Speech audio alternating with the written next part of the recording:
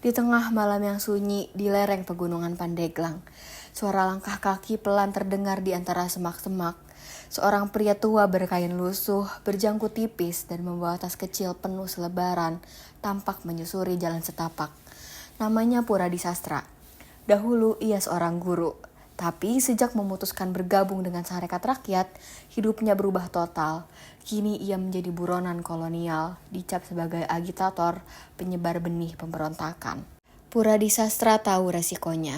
Ia bukan pemimpin besar seperti Samaun atau Tan Malaka. Tapi ia percaya bahwa perjuangan tidak butuh panggung besar. Ia bergerak dari desa ke desa, bertemu dengan petani, buruh kasar, bahkan kiai lokal, menyampaikan satu pesan sederhana. Ketidakadilan harus dilawan. Di sebuah surau terpencil, ia menggelar diskusi kecil, menyandingkan ayat-ayat keadilan sosial dengan semangat Marxis. Ia tidak memaksakan ideologi, tapi menanamkan keberanian berpikir.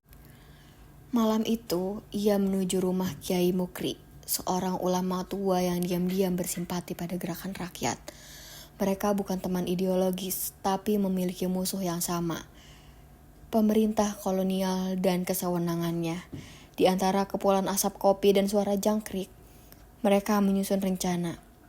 Jalan Anyer Panarukan, kata Puradi Sastra, bukan lagi jalur dagang, tapi jalur revolusi. Lewat jalan itulah pamflet disebar, pesan dikirim dan pikiran dibebaskan. Namun rencana besar tak selalu mulus. 2 hari sebelum rencana penggalangan massa, pasukan Belanda menyerbu desa. Beberapa tokoh lokal ditangkap. Puradi Sastra lolos, tapi ia tahu waktunya tidak banyak. Ia menulis satu surat terakhir, berisi pesan tentang perjuangan, keadilan, dan harapan.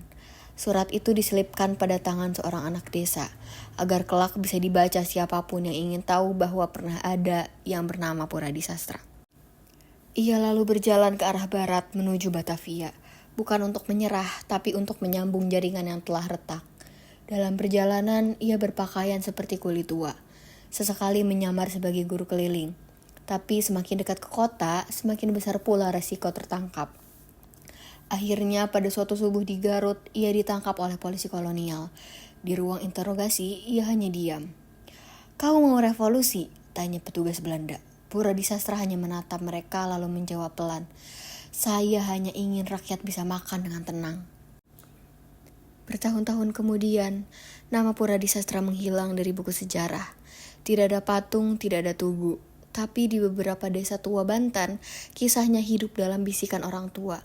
Di surau kecil, di ladang, dan di rumah-rumah kayu, orang-orang masih menyebutnya sebagai guru yang melawan. Dan jalan Anyer Panarukan pun tak lagi sekedar peninggalan Daendels, melainkan simbol perlawanan, tempat di mana gagasan-gagasan besar pernah melintas dalam langkah kecil seorang tokoh yang dilupakan.